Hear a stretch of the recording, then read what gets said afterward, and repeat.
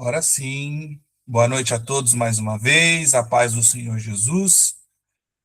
Primeiro livro dos Reis, capítulo 19, verso de número 1 em diante. E enquanto você localiza o texto, eu quero prosseguir com os pedidos de oração, tanto os da semana passada quanto aqueles que estávamos conversando até pouco tempo. Quero que vocês aí em suas casas apresentem a vida do nosso irmão e amigo Gabriel. Gabriel está afastado do serviço por conta de enfermidade. E o Gabriel é um pai de família. Gabriel é pai de duas crianças, é esposo, homem de Deus, evangelista e um aluno precioso para nós. Então, peço que vocês orem junto comigo pela vida do Gabriel e prosseguimos, né? Orando pela Andréia, cunhada do pastor Doni, agora pela família da esposa dele também, e prosseguir orando pela Luciana, amiga da Ivana, né? Fora esses pedidos de oração, tem mais algum que eu estou esquecendo?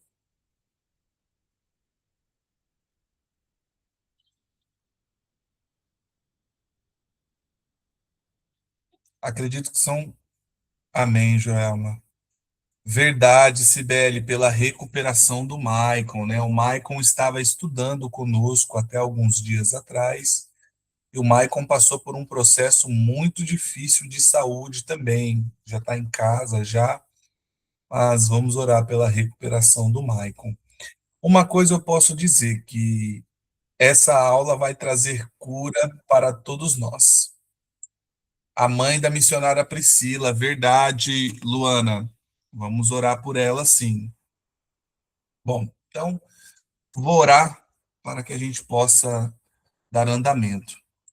Senhor, quero agradecer a Ti por essa oportunidade de estarmos reunidos, Senhor, em aula para falar das grandezas da Tua Escritura. Diante deste privilégio que o Senhor nos outorga, estamos aqui, Senhor, com algumas debilidades, com algumas fraquezas que doem todo o corpo, porque se dói uma parte do corpo, dói todo o corpo. Queremos continuar prosseguindo na oração pela Luciana, pela Andréia, e queremos incluir, Senhor, pessoas em nossa oração. Quero orar pelo meu amigo Gabriel, que está se esforçando bastante para poder estar nessa aula, que o Senhor possa restaurar a saúde tanto do Gabriel quanto do Maicon. Oramos também, Senhor, pela mãe da missionária Priscila, que está no hospital. Que o Senhor venha recuperar a saúde dessas pessoas, ó Deus. Oro também, Senhor, apresentando todos os demais pedidos para que o Senhor vá de encontro a cada um segundo a sua necessidade. Que o Senhor possa abençoar a nossa aula, se fazer presente na nossa aula. O Senhor tem mais do que liberdade em atuar no nosso meio, porque muito além de trazer informação para a mente, Senhor, o meu objetivo é trazer fogo para o coração.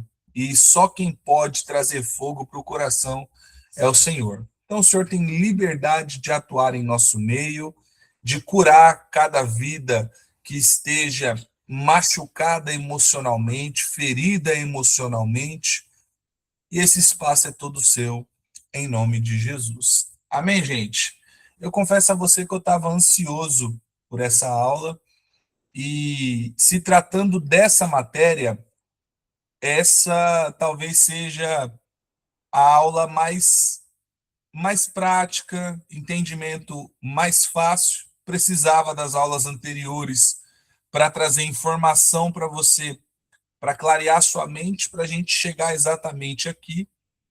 E eu creio que após essa aula você vai sair daqui mais misericordioso, mais compreensível, vai sair daqui um amigo melhor, um irmão em Cristo melhor. E a minha oração é para que eu e você possamos sair dessa aula curados emocionalmente. Pois bem, vamos lá. Primeiro livro dos Reis, capítulo de número 19. A epígrafe do texto vai falar sobre a fuga de Elias para Horebe. Assim diz o texto. Ora, Acabe contou a Jezabel tudo o que Elias tinha feito e como havia matado todos aqueles profetas à espada. Por isso Jezabel mandou um mensageiro a Elias para dizer: que os deuses me castiguem com todo o rigor, se amanhã, nessa hora, eu não fizer com a sua vida o que você fez com a deles. Elias teve medo e fugiu para salvar a sua vida.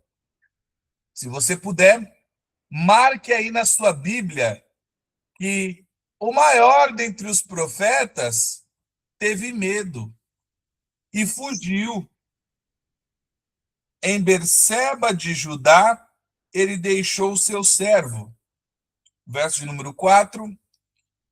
E entrou no deserto. Marque que ele entrou no deserto. Caminhando um dia, chegou a um pé de giesta, sentou-se debaixo dele e orou, pedindo a morte. Marque, pedindo a morte. Já tive o bastante, Senhor. Tira a minha vida. Não sou melhor do que os meus antepassados. Marque essa oração do profeta. Verso de número 5. Depois se deitou debaixo da árvore e dormiu. Alguém aí está com a versão que diz, nesses versos aí, entre o verso 4 e 5, pé de zimbro. Alguém tem essa versão que está dizendo zimbro? Na minha está giesta. A minha está escrita zimbro. Zimbro. Você vai gostar do significado disso aí, tá? Vamos continuar a leitura. Verso de número 6. Aliás, verso número 5. Depois se deitou debaixo da árvore e dormiu. Marca a palavra dormiu. De repente, um anjo tocou nele e disse: levante-se e coma. Marque, levante-se e coma. Elias olhou ao redor e ali, junto à sua cabeça, havia pão assado sobre brasas quentes e um jarro de água. Ele comeu, bebeu e deitou-se de novo. Marque, ele comeu, ele bebeu e voltou a dormir. Verso número 7. O anjo do Senhor voltou, tocou nele e disse: levante-se e coma, pois a sua viagem será muito longa. Então ele se levantou, comeu e bebeu, fortalecido com aquela comida, viajou 40 dias e 40 noites até chegar a Horebe, o monte de Deus. Ali entrou numa caverna. Marque que ele entrou numa caverna e passou a noite. E a palavra do Senhor veio a ele. O que está fazendo aqui, Elias? Até aqui. Talvez acredito que todos vocês conheçam esse texto. É um texto muito conhecido entre nós. Nessa aula eu vou querer uma interação maior do que nas aulas anteriores. Vou querer mais a participação de vocês. E nesse episódio aqui, o profeta está tendo um colapso emocional. A minha rede travou para vocês? Chegou a informação? Vocês estão me ouvindo bem? Ah, maravilha. Tinha dado um leve delay aqui. Eu achei que tinha travado, mas vamos dar continuidade. Deixa eu só dar um aviso aqui para a Bia. Ô, nega, se você quiser vir falar algo, pode vir aqui para o meu lado, viu? Porque a Bia, gente, eu vou ministrando a aula, ela vai falando do quarto e às vezes ela está trazendo uma informação muito importante que eu acho que valeria a pena de ser compartilhado com vocês e ela fica com vergonha. Então, se vocês puderem pegar no pé dela, para ela não ficar só com a revelação para ela, então já estou aqui no pé também, se ela vir falar alguma coisa para falar aqui do meu lado, tá? Então, o profeta Elias, no capítulo 18 do primeiro livro dos Reis, ele vai viver o auge da vida ministerial dele. O que acontece no capítulo 18 é algo lindo de se ver, porque a história de Elias, isso aqui nem é algo que eu preparei para essa aula, mas eu sou muito apaixonado pela vida desse profeta. Ele me ensina o poder da oração especificada. Por quê? Porque Deus não responde oração genérica. Deus só responde oração especificada. Eu vou dar um exemplo para você. Se eu falo para Deus assim, ó, Senhor, eu vou utilizar um carro como exemplo, mas a gente poderia utilizar qualquer outra coisa. Se eu falo assim, ó, Senhor, me dá um carro, eu perguntaria, quantos carros existem? Quantas marcas de carro existem? Quantos modelos existem? Quantos fabricantes existem? Quantos países fabricam modelos específicos?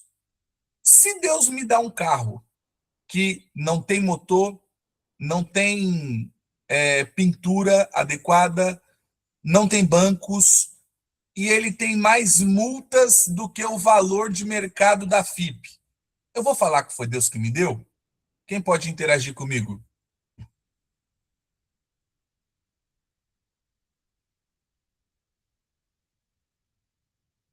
Alguém? O Gabriel já desanimou. Para a Luana, não. Para a Ruth também não. Responda. Não, com toda Então me certeza responda. não. Por que não? Quem pode É me bem responder simples. por que não? Porque quando Deus dá algo para nós, ele dá algo perfeito, não dá nada devendo. Só que aonde está o problema, Gabriel? O problema está na oração genérica. Sim, eu ia Eu falar não sobre isso agora especifiquei mesmo. para Deus o que eu queria. Então, Deus não me entrega qualquer coisa. Então, qual é o ensino que fica? Eu preciso especificar. Deus, na sua onisciência, sabe, mas quer ouvir da nossa própria boca. E quem é o Elias? Exato, Fran. A gente pede mal. Então, quem que é o profeta Elias? O profeta Elias é o cara que mais especifica a sua oração. Olha que detalhe interessante.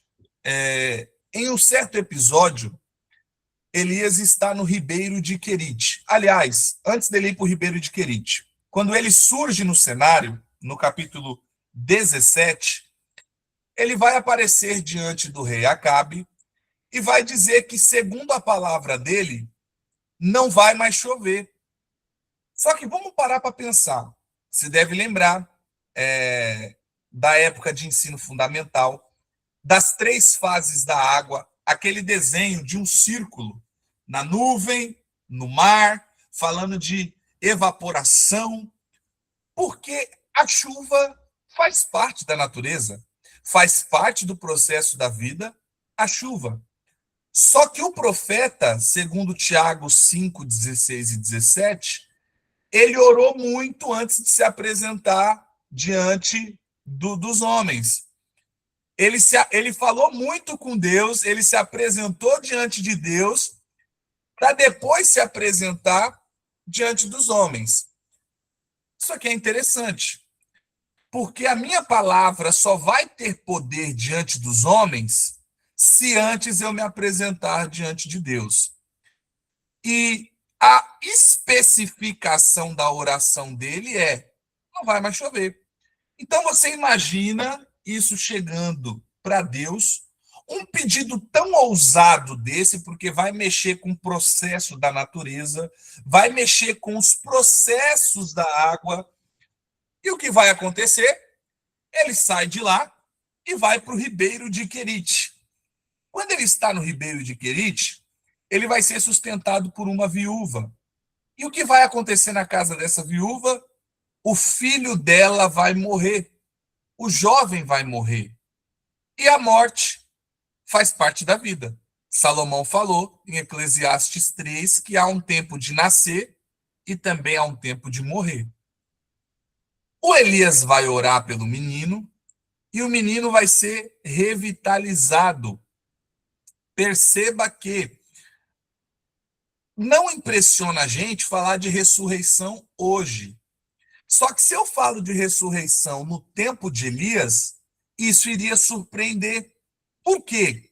Porque até então ninguém ressuscitou.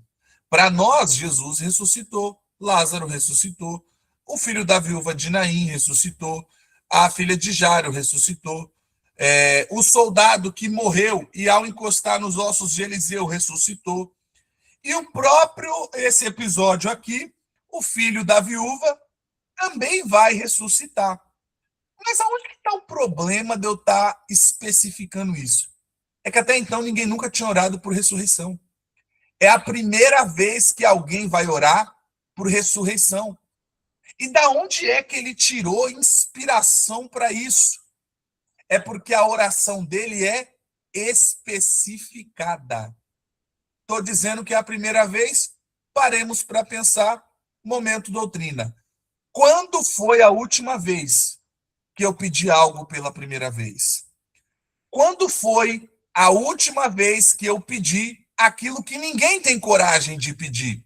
Porque aquilo que Elias está apresentando diante de Deus, ninguém nunca apresentou.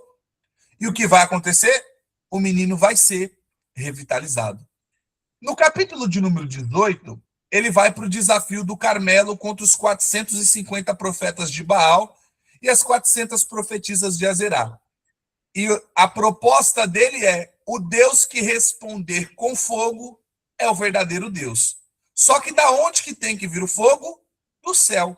Mais uma vez, nós temos um problema. Porque do céu não vem fogo. Do céu vem água. Só que a oração dele é especificada. Fogo, matéria da terra, é combustão. Ele está pedindo para inverter a ordem. Para que do céu caia fogo, e esse fogo precisa lamber a água. E aqui já mexe com outro problema, porque a água apaga o fogo. Mas a oração do profeta, ela é especificada. Qual é o segredo para recebermos as bênçãos do Senhor? O primeiro é orar com fé, com certeza. E o segundo, a oração precisa ser especificada. Guarde isso que eu estou dizendo. Deus não responde oração genérica. Quero dizer algo aqui para as minhas irmãs solteiras, porque como de homem só está o Gabriel é casado, vou dizer para as minhas irmãs solteiras, quando for orar, não fala só para Deus me dar um varão. Não. Especifica para Deus como você gosta. A Bia, antes de me conhecer, a Bia falou para Deus que ela queria um homem que fosse moreno, tinha que ser pregador, tinha que ter uma altura maior do que a dela e tinha que ter barba. Eu não encontrei tanta fé nem em Israel. Então, a oração foi completamente especificada.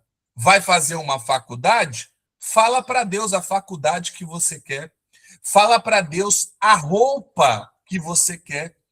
Porque às vezes você não vai nem precisar pagar por isso. Porque Deus é tão caprichoso que ele manda para nós. Quem é essa pessoa? É o profeta Elias.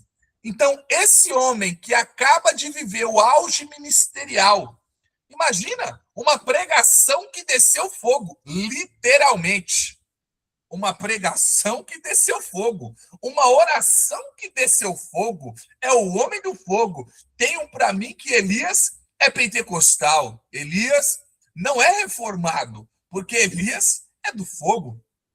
E o homem que está vivendo esse auge ministerial depois de viver essas experiências tão fortes com oração especificada, o representante dos profetas, na minha opinião, o maior dentre os profetas, vai aparecer no Monte da Transfiguração com Jesus futuramente, só que agora esse homem que viveu do melhor está vivendo um desgaste emocional, está vivendo um colapso emocional.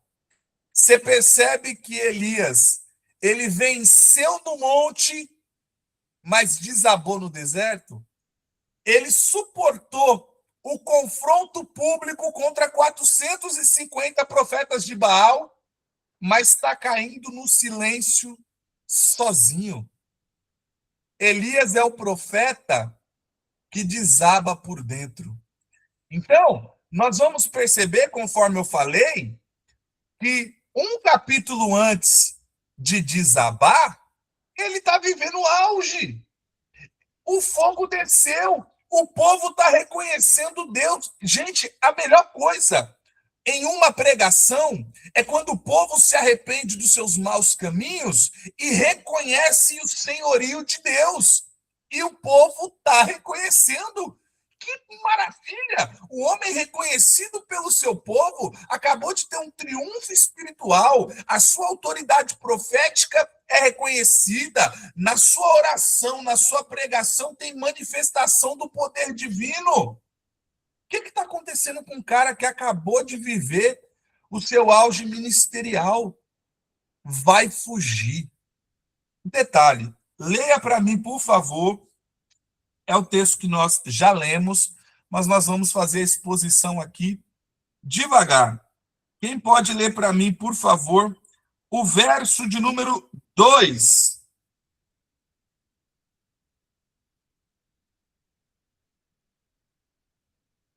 Só levanta a mão aí, por favor. Opa! Abre a câmera aí e pode ler, Luana. Boa noite, paz do Senhor. Amém. Então Jezabel mandou um mensageiro dizer a Eliseu: assim me façam os deuses o que bem quiserem, se de certo amanhã a esta hora não puser a tua vida como a de um deles. Olha que coisa. Pode ir agora.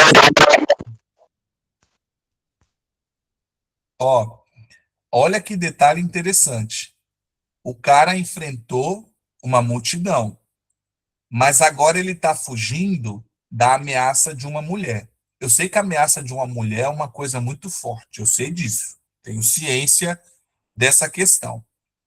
Só que o que eu percebo com isso é que a alma cansada, ela interpreta as coisas de maneira maior do que elas realmente são. Isso não significa que a ameaça da Jezabel era falsa. O que significa é que Elias estava emocionalmente esgotado. E para nós podermos entender o colapso emocional do Elias, a gente precisa olhar além da crise. É necessário a gente enxergar o acúmulo, porque para chegar no colapso é porque já passou pela fase do acúmulo. O Elias ele está vindo de um confronto espiritual intenso. Para aqueles que pregam aqui, eu gostaria até de fazer uma pergunta para vocês, se com vocês isso acontece também. Várias vezes, quando eu estou concluindo um sermão, já me aconteceu de me dar fraquezas no corpo, um pouco de tontura, e me dá muita fome. Depois que eu saio do culto, esse negócio de crente come muito, essas coisas. Quando eu prego, parece que eu fico muito fraco após a pregação. Durante a pregação, naquele momento, eu estou dando lugar na terra para o guerreiro, estou entregando a mensagem divina, só que após entregar, me dá uma fraqueza muito grande. E o Elias está tendo esse confronto espiritual intenso. Por que isso acontece? Porque neste momento está tendo uma batalha, está tendo uma guerra. para que quem está no culto não entenda a palavra, não escute a palavra, não se arrependa dos seus maus caminhos, para aqueles que ainda não servem a Cristo, para não compreenderem a grandeza do evangelho e se renderem a Cristo. Então, há o confronto, há uma pressão. Só que o Elias, ele não está só lidando com isso. Ele está lidando com isolamento, perseguição, desgaste físico. Ele está frustrado porque ele está vivendo tudo isso, mas ele não está conseguindo enxergar a mudança com seus próprios olhos. E aqui está um problema. O fato de não enxergarmos com os nossos olhos não significa que Deus não está trabalhando. Você está comigo? Marcos capítulo 4, nós temos ali 4 parábolas. E nessas 4 parábolas, nós temos ali a do semeador. O semeador saiu a semear e ele vai encontrar 4 tipos de solo, que é o solo à beira do caminho, solo pedregoso rochoso, o solo entre espinhos e a terra fértil. Depois dessa parábola, em dado momento nós vamos encontrar a parábola da semente. E na parábola da semente vai ser tratado o seguinte, que uma vez que a semente penetrou o solo, ela vai crescer e ela vai dar fruto. Só que nós não vamos ver. Nós só vamos semear e vamos semear ou vamos regar. Não vamos ver o crescimento. Mas não é porque não estamos vendo que não está crescendo. Não é porque não estamos vendo que Deus não está trabalhando. Elias está frustrado porque seus olhos não estão encontrando o resultado que sua alma deseja. Então isso acaba criando uma frustração de expectativa. Então talvez após ele ter vivido esse momento no Carmelo de cair fogo do céu, ele possa ter dito, agora tudo vai mudar. Israel agora se quebranta. Agora Jezabel cai. Mas nem sempre uma grande vitória vai produzir alívio interno. Então, o milagre que ele viveu no altar não impediu o esgotamento na sua alma. Gente, eu estou falando de quem? Eu estou falando de um grande profeta. Eu estou falando de Elias, de um homem de sinais, de um homem de maravilhas, de manifestação divina. Então quer dizer que um homem desse quilate tem esgotamento na alma? Tem. E se um cara dessa estatura tem esgotamento na alma, quem é o Maicon na fila do pão? Não vou falar de vocês porque eu não quero tocar na sua santidade, né? Que eu sei que vocês são muito bons. Mas eu sou o maior pecador que eu conheço. E pelo fato de ser o maior pecador que eu conheço, de mim eu espero esse esgotamento espiritual. Eu sou ser humano, assim como todos. Se um homem do quilate de Elias está passando por um momento como esse, eu e você passar não é nenhum absurdo. Somos humanos, sujeitos às mesmas paixões, exatamente como ele. Bom, vamos ver os sinais da depressão de Elias. Quem pode ler para mim, por favor, o verso de número 3? A Luana já leu, quero que outra pessoa leia.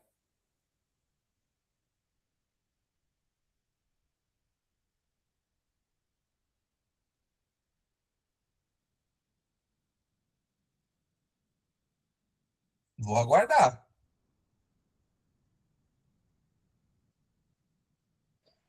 Amém. E quando ele viu aquilo... Abre a câmera, Gabriel. Amém. Isso, agora lê para nós aí, lindão. E quando viu aquilo, e se levantou, e se foi para escapar com vida, e chegou a Berseba. E chegou a Berseba, a qual pertence a Judá, e ali deixou o seu servo. A sua versão ela tá um pouco diferente, ó. Alguém tá com a versão que diz aqui, ó, Elias teve medo ou temeu. Temeu, pois levantou essa copa, temeu, né, Gabriel? A minha é King James, o meu é... Ele viu aquilo, se levantou e foi para escapar. Só Então, fala a aí. King James, nessa tradução aqui, Eu não acho que a King James foi uma boa, porque ela pulou. Não estou dizendo que é uma Bíblia ruim, tá? Eu tenho uma King James aqui em casa também. Só que ela cortou a seguinte informação, que é a mais importante do texto: que o profeta teve medo. E esse medo, Késia, 1 Reis 19, 3. O profeta teve medo e ele teve um medo intenso. Então, o homem que enfrentou multidão, agora está fugindo com medo. Quando a alma adoece, o perigo parece maior, a esperança parece menor e a força parece ter desaparecido. Então, nesse verso de número 3, que o Gabriel acabou de ler, e eu te agradeço por isso, Gabriel, ele vai destacar que esse profeta teve medo. Poxa, mas o homem é o homem das orações especificadas. Deus responde às orações malucas desse cara. Pois é, teve medo. Então, o fato de eu e você termos medo, sabe o que significa? Que nós somos humanos. Eu sei que seria muito fácil apresentar aqui para você uma vida numa redoma de vidro sem problemas. Quem não quer uma vida sem problemas? Só que sabe por que Deus não nos permite viver uma vida sem problemas? Porque senão a gente esquece dele. A gente desvia. Se a gente viver só no top, só voando, a gente esquece de Deus. Então tem horas que ele precisa arrumar um problema para nós, para que nós não venhamos nos perder. Então, além dele ter tido medo, um outro sintoma da sua depressão é o isolamento. Está travando para você? Está chegando a informação? Todos conseguem me acompanhar? Porque eu estou com um leve delay aqui. Ah, maravilha. Obrigado, Tamires. Então, Elias, nesse isolamento, ele vai se afastar e vai para o deserto. Ele deixa o seu moço e passa a caminhar sozinho. E esse aqui é um detalhe de um depressivo. Ele não quer andar com mais ninguém. Ele só quer ficar sozinho, ele só quer se isolar. Esse é um sinal claro, porque a depressão ela sempre empurra a pessoa para a solidão. E não é somente uma solidão física, é uma solidão emocional. A pessoa se desconecta, ela não quer conversa, ela não quer ser vista.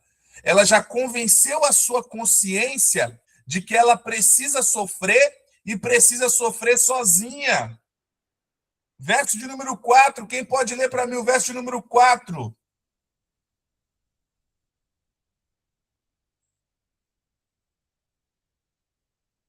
Quem ainda não leu, por favor, verso 4. Obrigado, Tamires. Pode ler. E entrou no deserto caminhando um dia. Chegou a um pé de giesta, sentou-se debaixo dele e orou, pedindo a morte. Já tive o bastante, Senhor.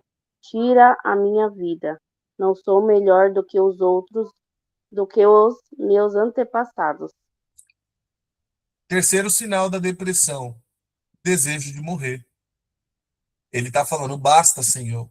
Toma agora, ó Senhor, a minha alma, a minha vida, porque eu não sou melhor do que os meus pais. Olha o pico do abatimento emocional do profeta. Ele está no limite. Ele não deseja mais prosseguir. Gente, nós não estamos falando de um homem qualquer. A gente está falando do maior profeta da antiga aliança. Se até um homem dessa grandeza atingiu o nível mais profundo da exaustão emocional, o que nos faz acreditar que nós somos supers? Eu não sei que evangelho te apresentaram que a gente tem que ser super, mas entre o super-homem, a supergirl, a gente está mais perto do super vacilão. pelo menos eu, né? Não vou falar de você para não tocar na sua santidade. Deus não age na nossa vida porque nós somos super. Deus age na nossa vida porque nós somos vacilões de primeira. Deus sabia que a gente ia errar, Deus sabia que a gente ia falhar, e é por isso que ele mandou Cristo na cruz por nós. Não porque a gente merece, não porque é bom. Por quê? Porque ninguém é. Somos um bando de errados que encontramos em Cristo o caminho para ser certo. E estamos aprendendo dia após dia. Ô Luana, quem fala uma coisa dessa é exatamente os maiores vacilões. São pessoas que são desprovidas de informação. Existem situações, ô Luana, em que eu vou ouvir esse tipo de groselha. E quando eu escuto esse tipo de groselha, eu sei que é porque a pessoa é ignorante de informação. E eu não romantizo a ignorância. Esse negócio de, eu sou simples, Deus está me usando na simplicidade. E não podemos confundir simplicidade com ignorância.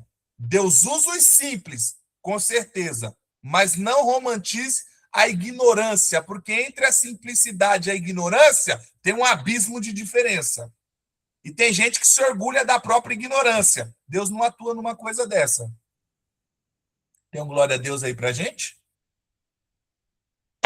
Eu mesmo já passei por essa fase. Já cheguei até o ponto de tirar até minha própria vida. Então, se uma pessoa verdadeiramente não passa por tais situações, a gente não é aquilo, né? É experiência para aconselhar pessoas que estão passando pela mesma provação para poder conseguir tirá-la e fazer cantar o hino da vitória. Sabe por que isso, Gabriel? Eu falei na aula passada e eu quero reforçar aqui. A sua fraqueza é o seu chamado. Deus quer te tratar, Gabriel, exatamente na saúde, na depressão. Por quê? Porque ele vai enviar para você os enfermos e os depressivos. E é você que vai orar por eles, vai escutar eles, vai abraçar eles, vai mandar uma palavra de fé e vai ter sinais de cura, porque a sua fraqueza é o seu chamado. Então pare um pouco para pensar aí. Não precisa me falar. Quero que você pense e responda para você mesmo. Qual é a sua fraqueza? Deus quer te ajudar a vencer sua fraqueza para que você ajude as pessoas que são fracas aonde você está fraca hoje. Tem gente que diz que depressão é demônio. Então eu quero fazer a seguinte pergunta. O profeta Elias está endemoniado? O texto é claro. Não está endemoniado. O que o texto está expondo é que até os grandes possuem fragilidades. Oh, glória! Até os maiores homens possuem fragilidades. E toda pessoa que está sofrendo, ela não deseja necessariamente a morte em si, mas ela quer o fim da dor que ela está sentindo. E aí, por isso, ela pensa em se matar. Mais um sinal de que a pessoa está depressiva é a autoimagem rebaixada. O que o Elias vai falar no final do verso 4? Eu não sou melhor do que os meus pais. Então, essa é uma das piores fases da depressão, que é quando começa a comparação, a frustração, a autodesvalorização. A alma abatida, ela perde a perspectiva da graça. E ela começa a interpretar tudo pela lente do fracasso. O Elias, ele já não consegue lembrar que há poucos dias ele orou e choveu fogo do céu e lambeu a água. Ele não consegue lembrar de que ele derrotou 450 profetas de Baal. Ele não consegue lembrar que ele foi alimentado por uma viúva que estava prestes a morrer. Ele não consegue lembrar que ele orou por um menino que estava morto e o menino reviveu. Parece que dá amnésia no depressivo, que faz ele esquecer os dias bons e os dias de vitória. Eu não sei qual é o momento que você está passando. Eu não sei qual é a dureza do que você está vivendo. Mas eu quero dizer algo para você. Deus pode fazer, através da sua vida, feitos que ele não realizou nem com o próprio Cristo. Que isso, professor? Que heresia é essa? Não é heresia. O próprio Cristo disse que se crêssemos, faríamos obras maiores do que as dele. Ó, que coisa forte! E eu creio que Deus te trouxe nessa aula para te lembrar dos seus feitos e para te dizer que tem muito mais feitos para fazer através da sua vida. O outro detalhe do sintoma de depressão de Elias é a exaustão física. Você percebe que o texto vai mostrar que o profeta dormiu. Aí depois que ele dormiu, o que ele fez? Comeu, bebeu e voltou a dormir. Percebe que Deus não foi repreender Elias. O que Deus fez? Gente, Deus é um modelo de terapeuta. Deus está dando descanso e alimento. Não trouxe repreensão, trouxe descanso e alimento.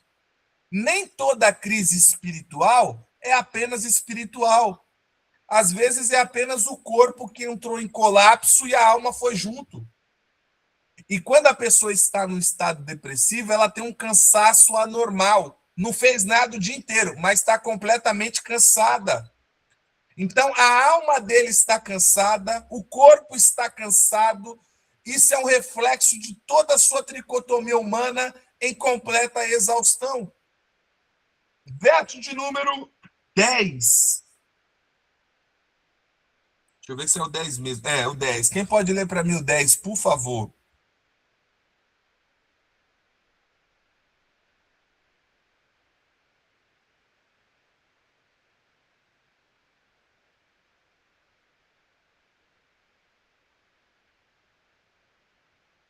Vou aguardar.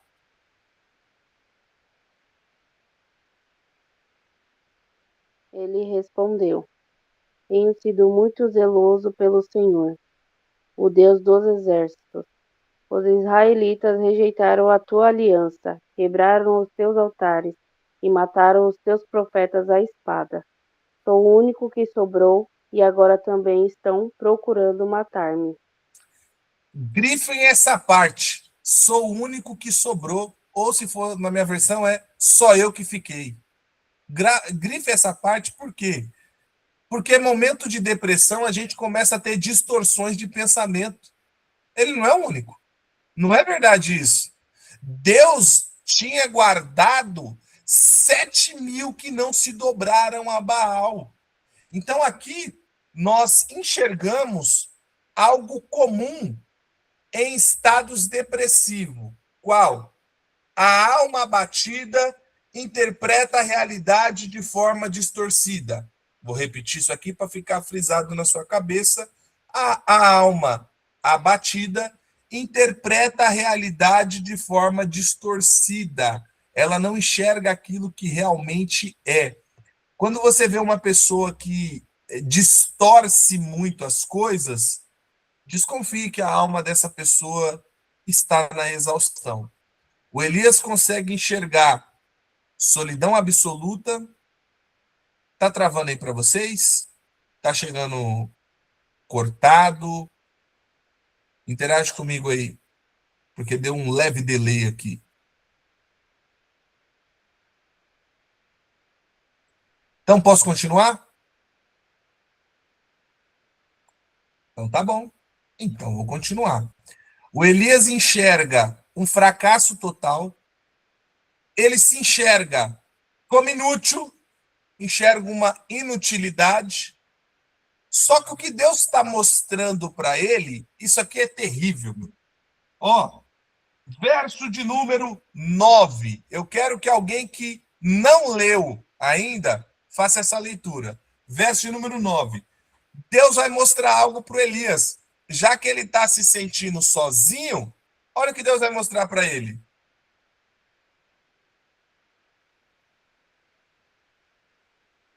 Nove.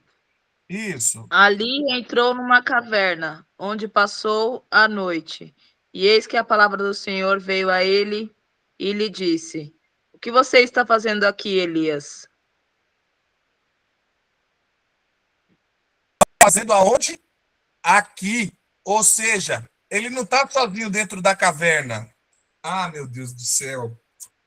Ô, Glória! Eu sou pentecostal, cara. Eu tento ser ético numa aula, mas eu sou penteca. Por quê? Ele vai se isolar na caverna porque ele não quer ver mais ninguém. E quando ele chega na caverna, quem é que está lá na caverna com ele? O próprio Deus. Sabe o que Deus está falando para ele? Você não está sozinho. Eu estou aqui com você. Eu estou cuidando de cada passo para você chegar até aqui. Para você sair daqui, eu vou sair junto com você. Eu não sei como foi que chegamos nos piores estágios da nossa vida, mas uma coisa eu sei: quem tirou a gente do pior estágio da nossa vida foi o próprio Deus. Foi com mão poderosa que ele nos tirou do pior estágio. Aleluia. A obra, ele achou que a obra ia acabar nele ali, mas a obra não acaba na gente. Não somos o alecrim dourado da obra. Por melhor que sejamos, ninguém é insubstituível na obra. Deus cuida do profeta e fala: você quer parar, filho? Então vai fazer o seguinte: vai ungir lá o Eliseu, o profeta, no teu lugar, vai ungir Jeú, o rei, e depois tu para. Eu cuido de você aqui e dou seguimento na obra com Eliseu, que vai ter porção dobrada do que está em você. Que glória! Aleluia! A história não depende do profeta, mas mesmo assim, Deus cuida do profeta. Agora, vamos observar aqui o cuidado de Deus com o profeta. Deus cuidou do corpo de Elias. Olha que coisa interessante. Então, antes de conversar com Elias, Deus deu a ele sono, pão, água e descanso. Percebe que Deus não falou nada com ele? Era momento de descansar, momento de se alimentar, momento de descansar. Deus está entendendo que o corpo dele está pedindo descanso. E o que é que Deus faz? Dá descanso. Ó, coisa linda. Depois disso, ó, gente, isso aqui é algo que derruba qualquer religiosidade ou espiritualidade cruel ou fajuta. Tem momentos que nós vamos precisar orar, com certeza. Como Paulo falou que nós temos que orar.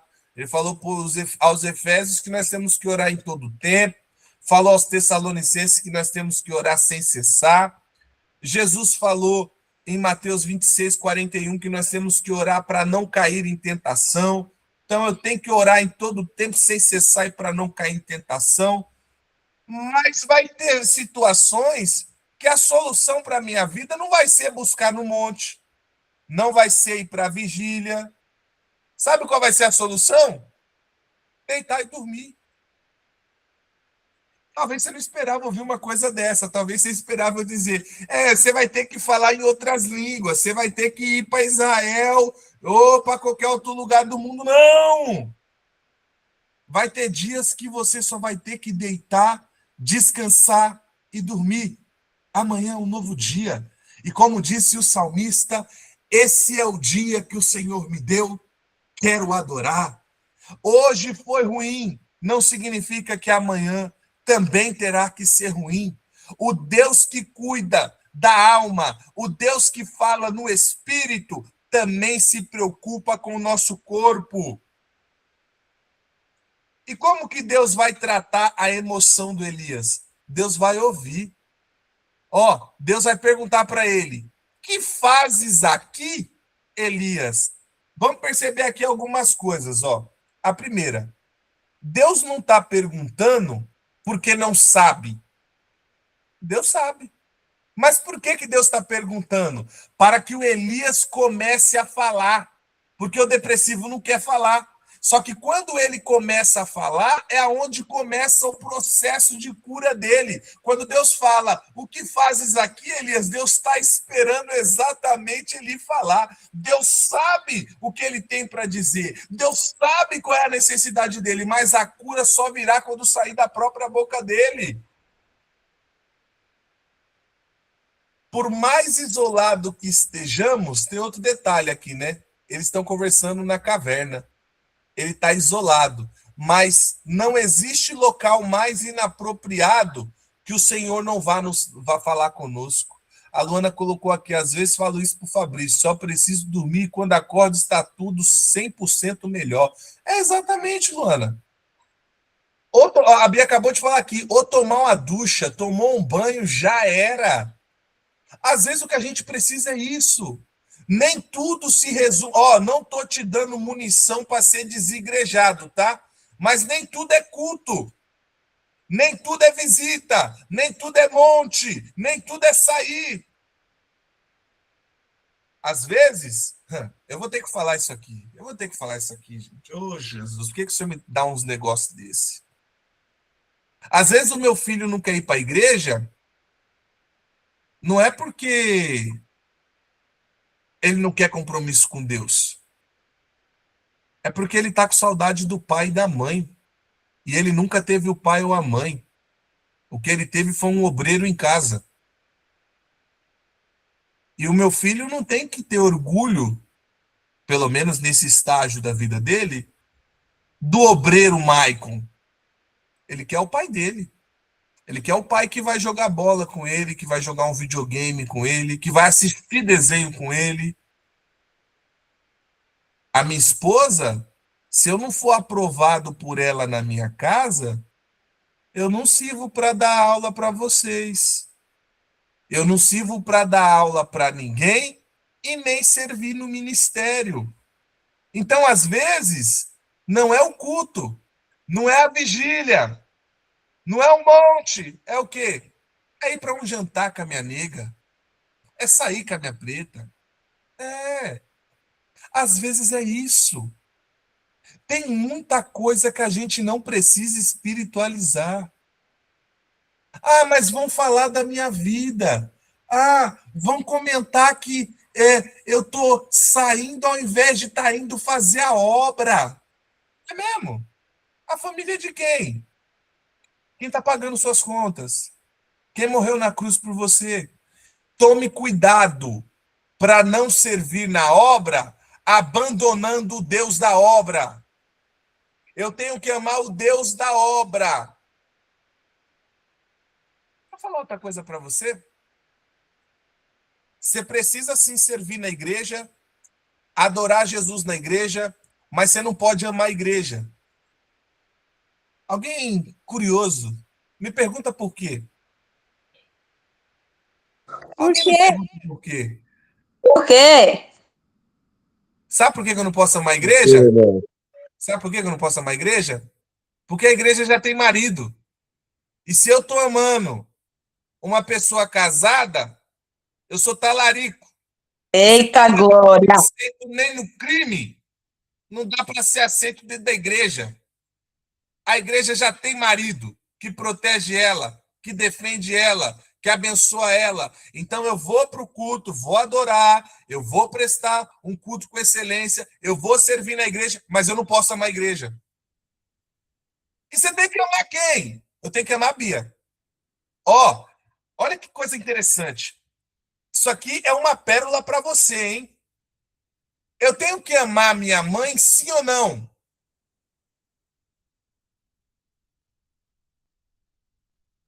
O Gabriel fez joinha aí.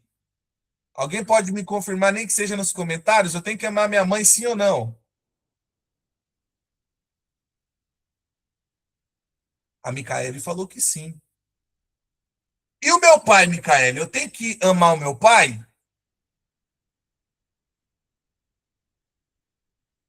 A Joelma também falou, amar sim.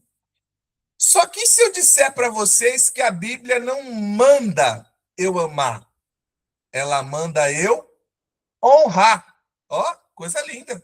Eu tenho que honrar meu pai e minha mãe. Não estou dizendo que não é para vocês amar, tá? É para vocês amar sim. Só que a ordenância bíblica é para honrar. Outra pergunta. Eu tenho que amar meu filho Mateus? Eu tenho que amar meu filho Mateus? Vocês podem confirmar para mim se é sim ou não? Eu tenho que amar ele?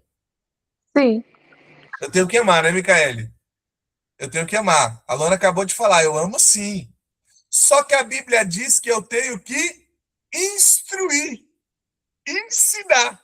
É óbvio que eu tenho que amar meu filho. Só que a ordenância bíblica é instruir e ensinar. Sabe quem é a única pessoa que eu tenho a ordenança divina de amar? A minha esposa. A Bia. Só a esposa. E olha que detalhe, ó. Agora isso aqui é para deixar a pulga atrás da orelha. E a mulher? Não está escrito que ela tem que amar o marido. Oh, Jesus. Está escrito que ela tem que respeitar o marido, se sujeitar ao marido. Por que que não está essa ordem para a mulher amar? Porque a mulher já é uma essência de amor, ela faz isso voluntariamente.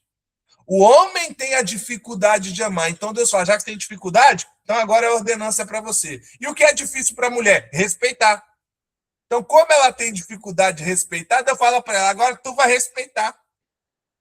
Isso é a ordenança divina. Só respeita que a gente ama, né, Michel? Exato. Olha que sensacional. Só que olha isso aqui, Luana. Ó. O pai eu amo, a mãe eu amo, mas não é a ordenança. O filho eu amo, mas não é a ordenança. Agora a esposa é a ordenança.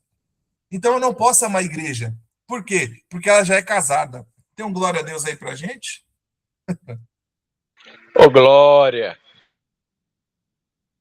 Então, Deus tratou a vocação do Elias, devolveu a missão para o profeta, vai mandar ele ungir rei, vai mandar ele levantar um outro profeta no lugar dele, vai consolar o Elias e vai reinserir ele no propósito. O que eu aprendo com isso é, Deus não abandona ninguém no vale. As pessoas podem te abandonar, mas Deus nunca vai te abandonar na caverna. Ele vai visitar, vai tratar e depois não vai te tratar como coitado. Eu vou repetir isso aqui porque eu conheço gente. Olha, eu não vou nem especificar muito, mas eu conheço gente que gosta de se fazer de vítima e se fazer de coitado e quer ser tratado como coitadinho por todo mundo. Deus não faz isso. Deus não faz isso. Deus não tem gugu dadá com ninguém. O que é que Deus faz? Deus visita, Deus trata e depois que trata, reposiciona. Então não dá para mim ficar me escondendo no vitimismo. Deus não chama coitadinhos. Ele trata e reposiciona. Uma coisa é o colapso emocional que me deixou depressivo. Outra coisa é eu me esconder atrás do vitimismo pelo resto da minha vida. Isso não é nem coisa de depressivo. Isso é coisa de doente mental mesmo. Coisa de gente que gosta de se fazer de vítima.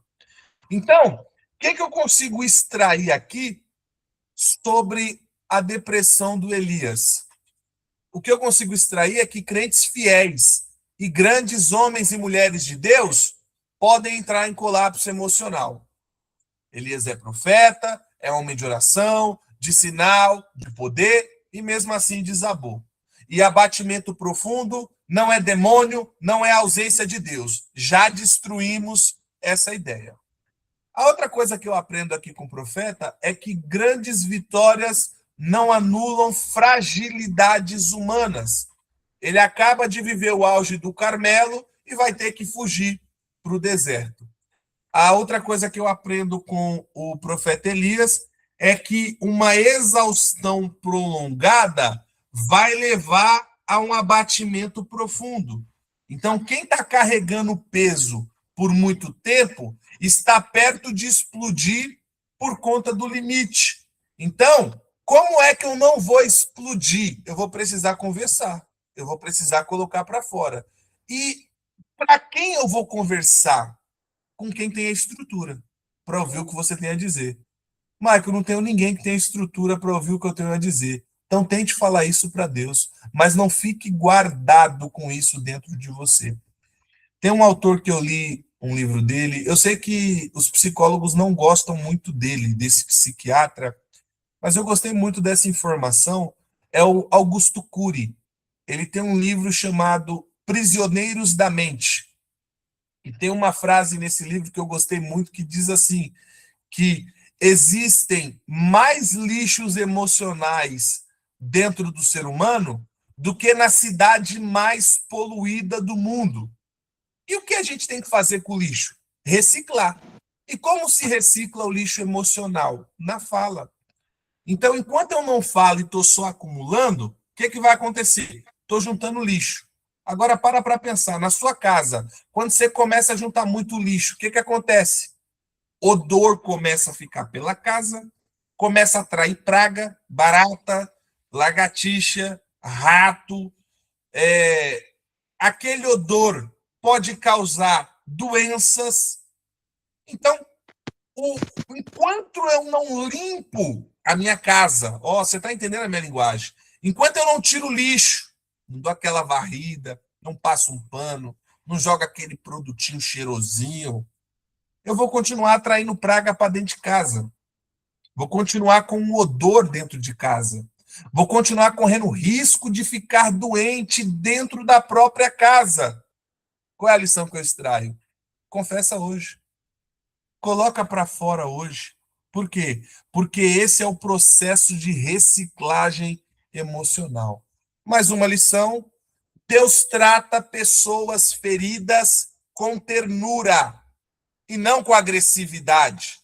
Deus não foi esmagar Elias, não foi terminar de pisar em Elias. O que Deus fez? Acolheu. Então, quando faltou forças para continuar, Deus não deu sermão nele. Glória! Por que a gente gosta de dar sermão em quem está fraco?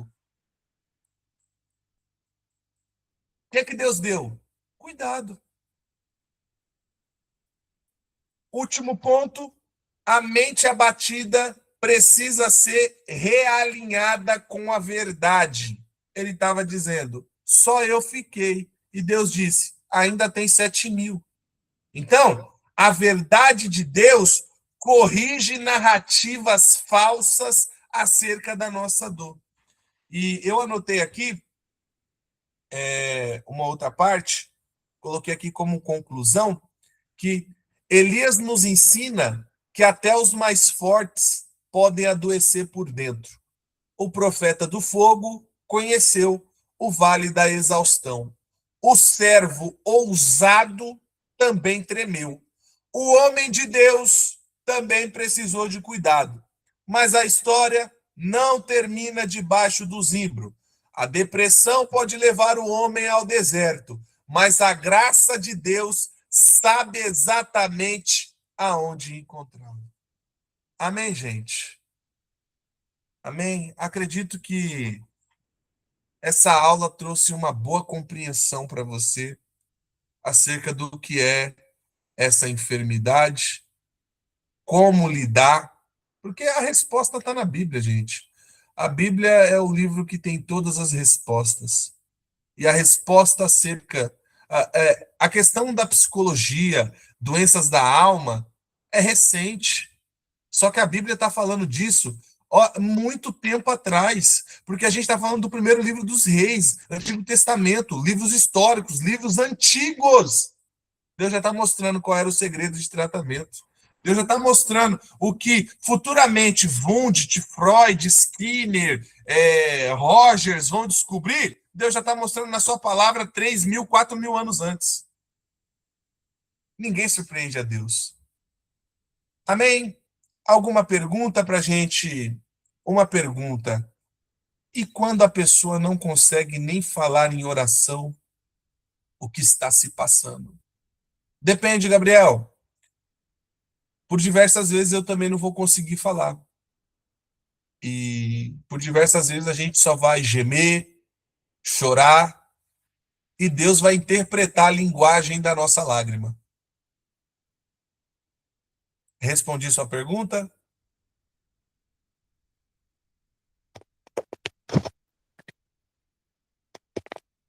Muito boa resposta, Joelma. Sua resposta foi melhor do que a minha. O Espírito Santo intercede por nós. Nós não sabemos orar, nós não sabemos falar. E quando nós só estamos chorando, o Espírito Santo interpreta a linguagem da nossa lágrima e intercede por nós diante de Deus. Pode perguntar, Joelma.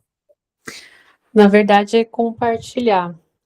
Eu já tive uma situação de que eu estava orando, estava dentro da igreja e eu não tinha palavras. Eu só chorava e pensava assim as coisas. E conforme eu ia pensando, Deus começou a usar uma irmã que estava na minha frente e responder a minha oração em simultâneo. Tudo que eu estava pensando, Deus começou a responder. Que forte. Deus interpretou a linguagem da sua lágrima e revelou para a irmã. Existe, Joelma, 4 níveis de oração. E esse nível de oração que não sai palavras é o 4º nível de oração. Professor, me fala quais são os 4 níveis de oração? Não vou falar. Por quê? Porque tem uma pregação minha no YouTube sobre os 4 níveis de oração, de graça para você, e você pode assistir essa mensagem, tá bom? Alguém deseja compartilhar algo, fazer alguma pergunta? Inclusive, vou até colocar essa pregação lá no grupo para vocês.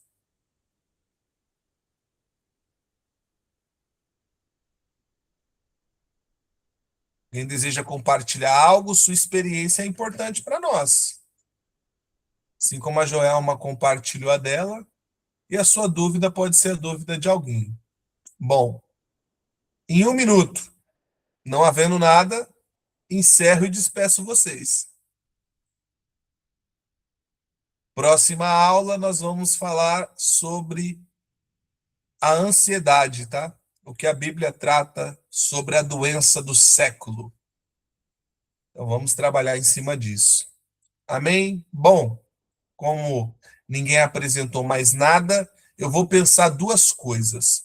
A primeira, que eu sou um professor muito ruim e vocês desejam que a aula encerre logo para poder dormir. E a segunda coisa é que eu sou um professor muito bom, mas tão bom que não gerou dúvida nenhuma e a clareza foi mais alva do que a neve. Vou ficar com a segunda opção. Amém, gente? Deus abençoe vocês. Vou encerrar aqui a Print. gravação. Quem que quer perguntar aí? Alguém Olha falou? olha o print. Ah, é verdade, o print. Muito bom, Luana. Abram as vossas câmeras. Abram as vossas câmeras. Hora da foto. Já ia encerrar, hein?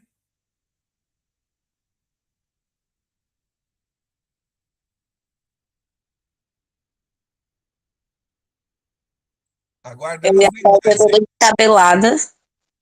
Terça-feira, né, Kézia? Não dá pra esperar muito de nós, não. O Gabriel falou que já está deitado. Os demais aí, pode nos ajudar abrindo sua câmera? Só para o print. Fique em paz, Gabriel e Gigiane. Fique em paz. Vocês têm 2 filhos, os filhos de vocês são pequenos. Eu super compreendo. A Joelma falou que hoje ela não consegue. Cadê as fiéis companheiras? Mas Que sempre... A Ivana tá tão quietinha hoje. Hoje a Ivana tá quieta, né? A Ivana deve ter sido arrebatada hoje. Boa noite. Aí, olha quem apareceu, a Lázara. Ô, Glória, vem pra fora, Lázara. Dormindo. Cadê a Mica ou a Tamires aqui para tirar o print pra gente? Eu tô aqui. Opa, então você que vai tirar o print para nós, hein? Fechou em 1, 2, 3? Vai, vou tirar. Foi. Foi? Maravilha. Deus abençoe. Que vocês possam ter um bom resto de noite e uma Um ótimo resto de semana também. Amém? Gravação encerrada.